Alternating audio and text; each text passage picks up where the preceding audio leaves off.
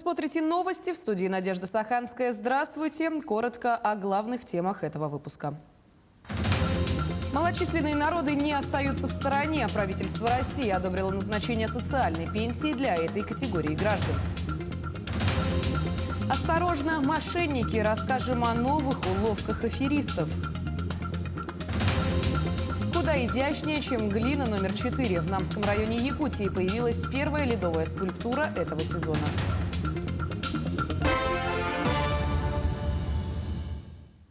Максимальную скорость автобусов, не оборудованных ремнями безопасности, вне населенных пунктов предлагается ограничить 70 километрами в час. Соответствующие изменения к правилам дорожного движения предлагается внести постановлением правительства Российской Федерации. Кроме того, в пояснительной записке к проекту постановления уточняется перечень документов, которые должен иметь при себе водитель. Список дополнен картой маршрута регулярных перевозок и договором фрахтования транспортного средства для перевозки пассажиров и багажа по заказу. А тем временем в Якутске до конца декабря будет перекрыт участок проспекта Ленина. Такое ограничение передвижения связано с проведением ремонтных работ. Перекрытие будет организовано на участке от улицы Кулаковского до улицы Красильникова. Маршрутные автобусы будут осуществлять движение согласно разработанным схемам объезда.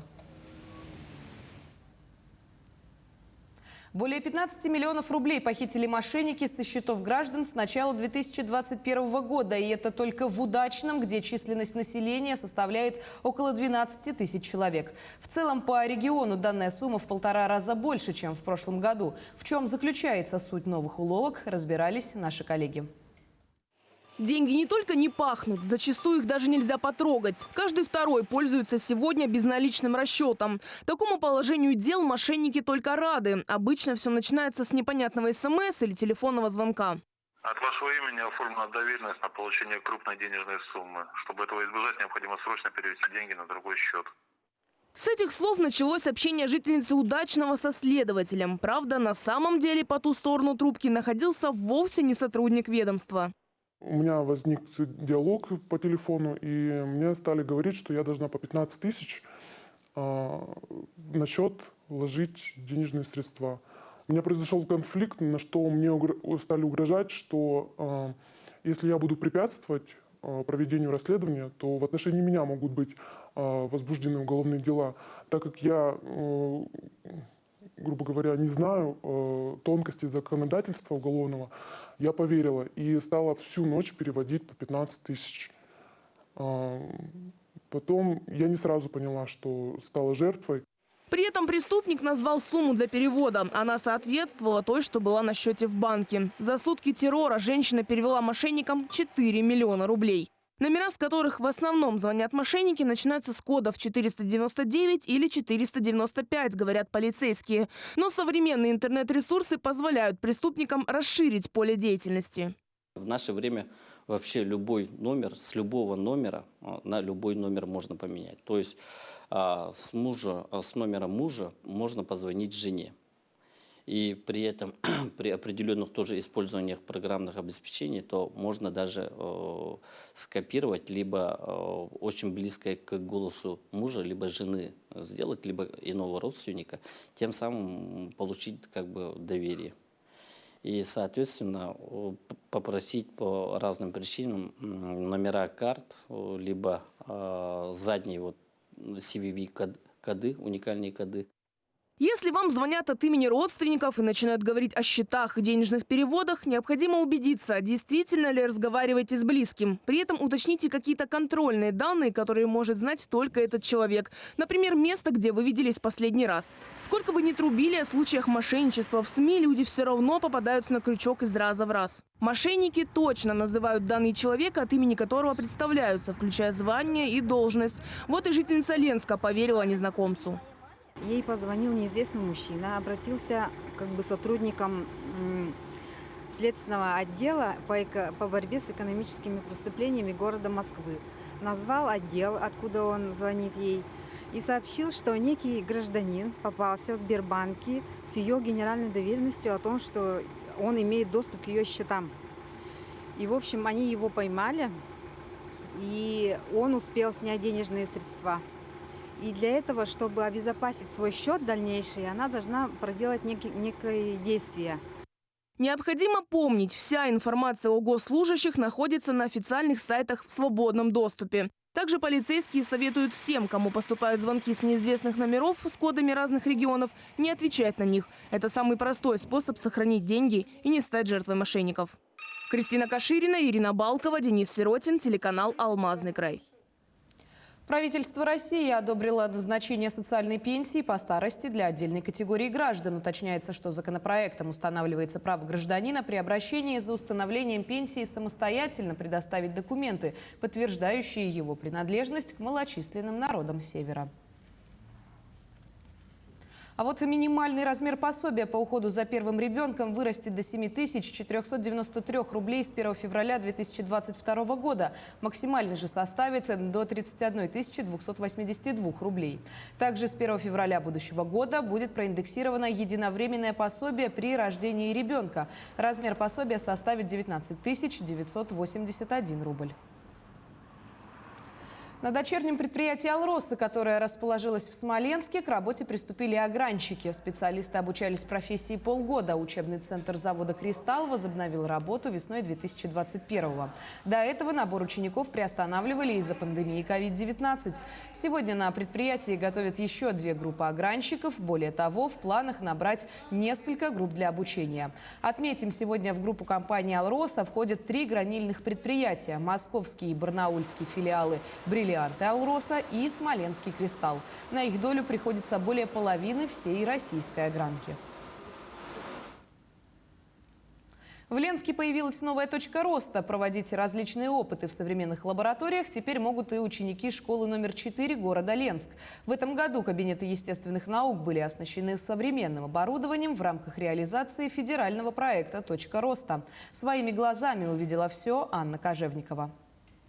Проводить исследования не только окружающей среды, но и организма человека теперь могут в школе номер 4. Здесь в рамках федерального проекта «Точка роста» закуплено оборудование для классов химии, физики и биологии. Теперь 4-я школа может похвастаться редкими цифровыми лабораториями по биологии, экологии и нейротехнологии. У учащихся будет такая возможность регистрировать, обрабатывать и анализировать биосигналы человека. Это мышечная активность, как работает наше сердце, пульс, электрокардиограмма, электроэнцефалограмма. Почти как в больнице. Также ученики смогут исследовать фотосинтез растений и проводить анализ почвы по биологии, устанавливать уровень шума, влажности, освещенности территории, мутность воды и другое. А на уроках химии с помощью реактивов ставить опыты. Вот именно в кабинете химии «Точка роста» идет цель на развитие практических умений, навыков, самостоятельной экспериментальной, исследовательской деятельности. Предполагается проведение внеурочной деятельности в 9 классе и в 8. Дети с удовольствием посещают уроки в обновленных кабинетах. Новое оборудование в кабинетах и, в принципе, ремонт очень помогают лучше узнавать темы. И, в принципе, лабораторная работа стала проводить гораздо удобнее с новым оборудованием. Ну а физики теперь без проблем могут определить температурный коэффициент сопротивления металлов, изучить движение связанных тел, отследить движение заряженной частицы в электрическом поле. Как отмечает директор школы, кабинеты с таким современным оснащением не только способствуют более углубленному изучению естественных наук, но и помогут ученикам выбрать будущую профессию. Анна Кожевникова, Виталий Андреев, Ленск. Теперь грамотные инженеры требуются всюду, а наиболее прочный фундамент будущей профессии закладывается в детстве. В этом убеждены супруги Пронины из Алдана. В прошлом году Дарья и Владимир открыли клуб робототехники. Сегодня его посещают порядка 50 дошколят и школьников. В 3D-моделировании вместе с юными программистами попытались разобраться и наши коллеги. Игра, развитие и польза – таков триединый принцип занятий в клубе робототехники. На уроке тишина, конструирование и программирование захватывает, и от работы мальчишки не отвлекаются ни на что.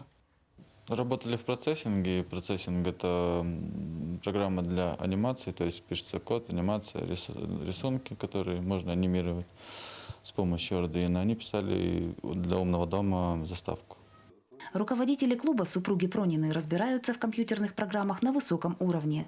Склонность к конструированию Дарья и Владимир обнаружили и у сынишки. Так, в январе 2020-го в Алданском бизнес-инкубаторе открылся клуб робототехники. Мы успели за этот учебный год поучаствовать в онлайн-выставке в Куранахе. Мы приняли участие в международной олимпиаде по скретчу. У нас, в принципе, есть результаты для первого старта. В клубе ребята обучаются программированию, 3D-моделированию, познают основы механики и конструирования. Робототехника, говорят педагоги, доступна любому ребенку. Если присутствует интерес и желание, все премудрости постижимы. В современных реалиях дошло до того, что при всем развитии этих IT-технологий люди остановились на том, чтобы научиться только пальцем тыкать в тачпад или в экран телефона. И дошло до того, что дети в 12-13 лет не умеют собирать бумажные самолетики. То есть наше поколение выросло на этом своими руками, на сборках велосипедов, мотоциклов. И наш кружок и направлен на то, чтобы растить инженеров. Работаю с одной из ведущих компаний России в области энергетики.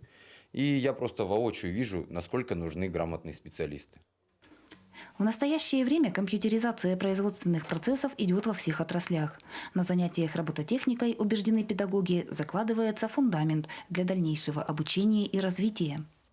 Политех в этот год набирает такую специальность, как АСУ-ТП, автоматизированная система управления технологическим процессом.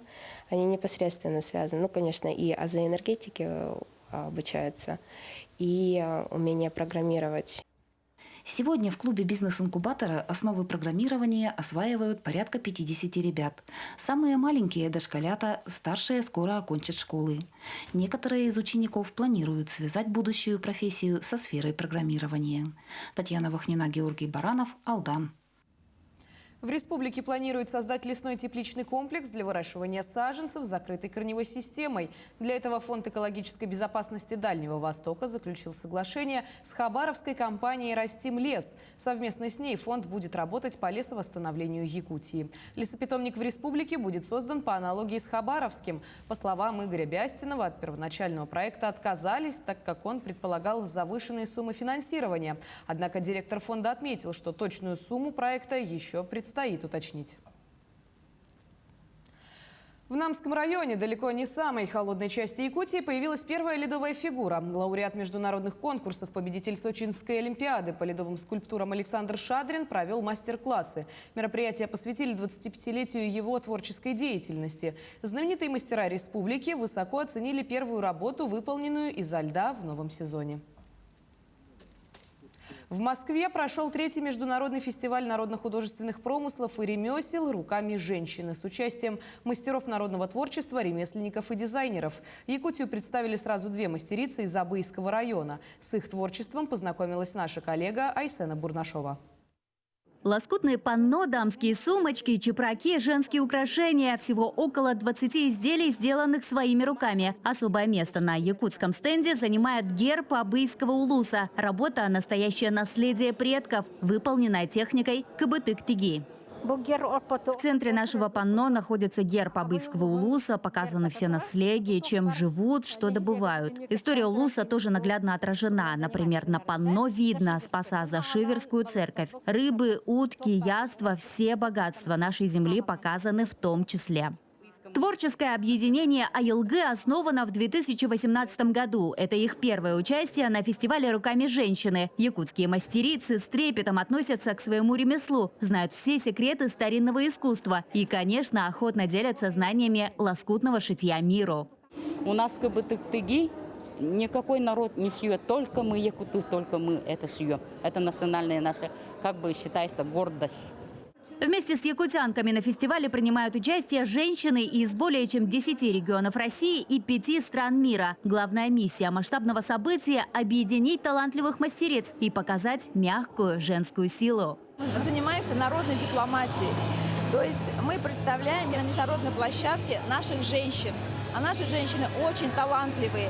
И мы слышим обратную связь из-за рубежа, что женщины зарубежных стран с очень большим желанием хотят сотрудничать. Абхазия покорила плетеными изделиями. Ямал удивил поделками из кости. Алтай привез авторские вещи из войлока. Каждый стенд наполнен самобытной культурой. Прикоснуться к народно-художественным промыслам может каждый. Фестиваль продлится до конца этой недели. Айсена Бурнашова, Виктор Олесов, Москва. К этому часу это все новости. Оставайтесь с нами.